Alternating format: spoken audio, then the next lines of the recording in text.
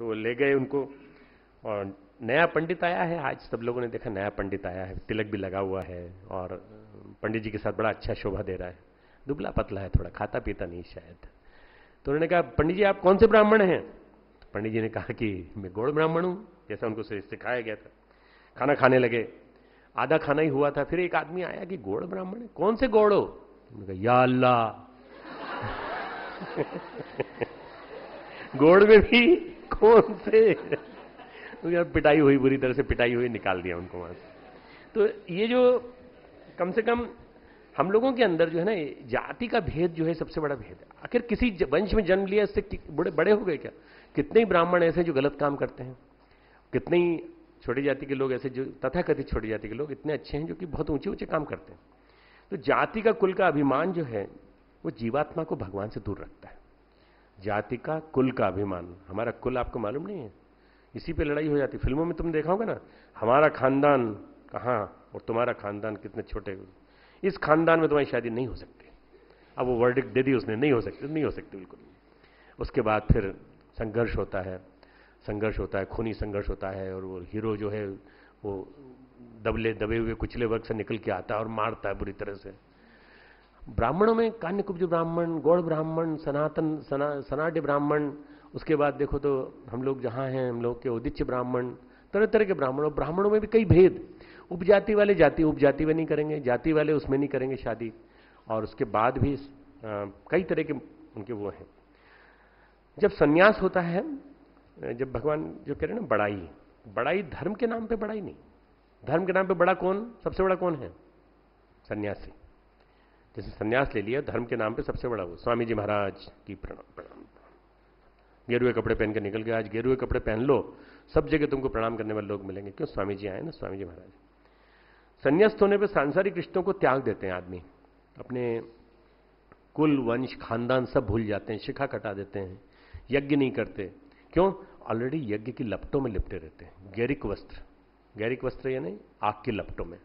तो आग की लपटों में घिरा रहने वाला व्यक्ति अग्नि को उड़ता है, निरंतर मनोविकारों का दहन करता है, अपने जो साइकिक कन्फ्लिक्ट्स हैं उनका दहन करता है। तो ऐसे सन्यासी के पास क्या होना चाहिए? केवल एक जोड़ी, दो बता रहा हूं मैं, एक वस्त्र पहनने का, एक वस्त्र साथ में रखने का, एक कमंडल, और कुछ नहीं। पर स्वामी जी के पास आज जितना धन है उतना किसी के पास नहीं। तो स्वामी जी कार्यक्रम कर रहे हैं, कल मेरे को उनके जाना भी है। स्वामी जी महाराज जो हैं, उनके यहाँ करोड़ों हजारों करोड़ रुपए का पैसा है, प्लाजा बन गया, मेगा मार्ट बन गया, 5 स्टार होटल, 3 5 स्टार होटल बना रहे हैं ताकि उनके जितने भी शिष्य हैं वहां आके रह सकें, योग कर सकें। खाएंगे पिएंगे, उनको खाएंगे पिएंगे इसलिए योग, इसलिए प्लाजा है, और योग करेंगे ताकि वो जो खाया पिया उसको पचा सके मालूम नहीं ये कौन सी व्याख्या है कि कारपोरेशन बना दिया पूरा, एक पूरा कारपोरेशन होता है ना, कारपोरेशन किसको कहते हैं? निगम बना दिया पूरा का पूरा, एक कंपनी बना दी, एक फैक्ट्री बना दी। योग can not become a factory, अध्यात्म can not become a factory. अध्यात्म अध्यात्म रहेगा हमेशा, कहीं फैक्ट्री नहीं बन सकती। तो क्या वो सन्यासी जब लिप्त हो जाए इन सब चीजों में, तो इसका मतलब धन धर्म के नाम पे बड़ाई जहां हो वहां श्री राम नहीं है, श्री राम नहीं है वहां पे। भगवान कह रहे हैं धर्म के नाम पे बड़ाई, धर्म के नाम पे सन्यास ले लिया, सन्यास्त होने के बाद फिर तुम्हारे जीवन में कुछ नहीं आना चाहिए। मैंने उस दिन बात सुनाई थी ना तुमको कि वो हमारे साथ कोई विदेशी स्त्री नहीं है, हमारे साथ कोई विदेश की कोई स्त्री नहीं। अब ये भी एक बड़ा दुख है, बड़ा बड़ा अफसोस की बात है। किसी को यही बात मन में सता रही है कि कोई विदेशी महिला, कोई गोरी महिला, गोरी चमड़ी वाली हमारे साथ नहीं है। काश वो होती, काश वो होती तो हमारा नाम न जाने कहां से कहां पहुंच गया होता, हम विदेश में न जाने कहां कहां जाते इंटरव्यू देते। ये एक बड़ी विडंबना है कि एक सन्यासी दुख व्यक्त कर रहा है ओपनली सबके सामने। और उसके बाद कई सन्यासी मैंने देखे जो चेन पहन के आते, सोने की चेन यहां पर, एक चेन नहीं, एक मतलब एक चेन में से अंबाजी लटक रही है, अंबा माता, बहुत वजनदार चेन, मतलब छोटी मोटी चेन भी नहीं, बहुत भारी।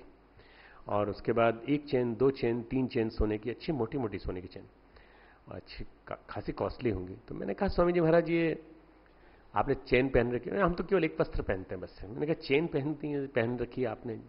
ये भक्त लोग पहना देते हैं, अब क्या करें, भक्त लोगों का आग्रह है, भक्त लोगों के आग्रह की वजह से। दूसरा क्या है कि अंबा माता है सामने, तो दर्शन कर लेते हैं अंबा माता का। अब सन्यासी को तो अंबा माता वैसे दिखाई देनी चाहिए साक्षात, अगर सन्यासी है तो। फिर उसको देखने के लिए यहाँ झुकाने की क्या जरूरत है, उसको तो अपने अंदर होनी चाहिए।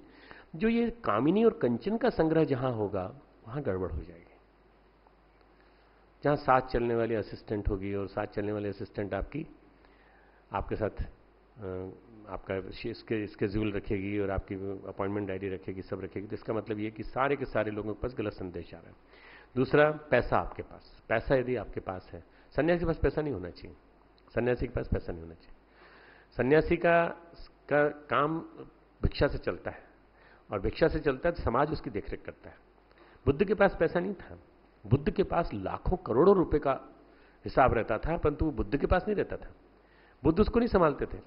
न जाने कितने राजा और राजाओं के मंत्री बुद्ध के असिस्टेंट बनकर, सहयोगी बनकर उसका सहारा, क्योंकि वो उस वृत्ति के हैं, राजसिक वृत्ति के हैं। और सन्यासी क्या होता है, सात्विक वृत्ति का होता है। सात्विक वृत्ति वाला व्यक्ति पैसे नहीं रखेगा। रामकृष्ण परमहंस सन्यासी नहीं थे, गृहस्थ थे, पर वो परमहंस थे। और उनको किसी ने लाके, मैंने बताया था ना एक बार कहानी सुनाई थी, 10,000 रुपये किसी ने लाके दिए और उन्होंने कहा कि भगवान ये 10,000 रुपये आप रख लीजिए। अरे तू ले जा, वहां पागल है, तू यहां से ले जा, उठा के ले जा। बोले नहीं नहीं, ये आपके लिए लाया हूं। कम से कम 25 बार बोला वो आपके लिए लाया, तो अच्छा उन्होंने, तू लाया है तो ठीक है। मिठाई लाया कि नहीं? तो मिठाई नहीं लाया।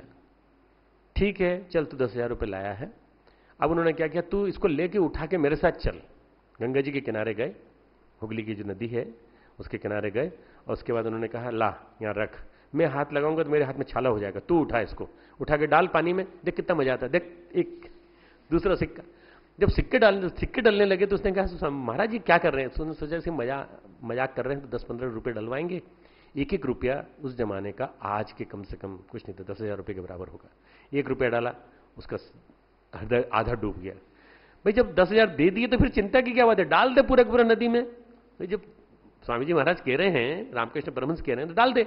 नहीं, उसको अपना पैसा डालने में बड़ा संकोच हो रहा था। उसने कहा डाल दे, पूरा डाल दे, टाका माटी। मतलब ये मिट्टी के समान है, ये पैसा मिट्टी के समान है। जब पैसा मिट्टी के समान लगने लगे तो अपने आप बरसता है भगवान के लिए पैसा, भगवान से पैसा। इसलिए गेरुए वस्त्र धारण करने वाले, इनको कभी भी कलयुग में, कलयुग की स्थिति ऐसी है कि सारे के सारे चिन्ह जो हैं तुलसीदास जी ने और श्रीमद् भागवत में हमारे व्यास जी ने दोनों लिखे। उन्होंने क्या लिखा है, कलयुग में ग्रही धनहीन होंगे और साधु सन्यासी पैसे वाले होंगे। रामचरितमानस में लिखा है, कलयुग में गृहस्थ धनहीन होंगे। क्यों? उनका सारा पैसा तो साधु हाथ में ले जाएंगे उठा के, इसलिए बेचारे धनहीन हो जाएंगे। और तरह तरह के जो उन्होंने जो वर्णन किए हैं वो सारी की सारी बातें उन्होंने लिखी हैं। यही बात भागवत में भी आई है। अभी जब मैं आया था यहाँ हरिद्वार तो 4-5 महामंडलेश्वर थे यहाँ, 3-4 पूरे के पूरे उत्तर भारत में।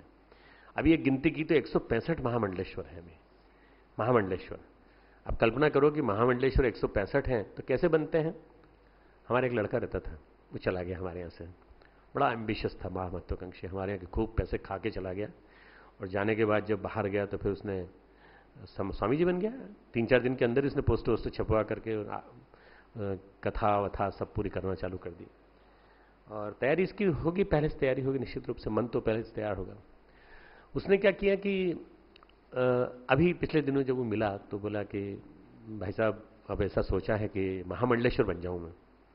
मतलब मैंने कहा कैसे बनेगा महामंडलेश्वर? तो बोला कि 20-25 लाख रुपए लगते हैं बस, केवल 20-25 लाख।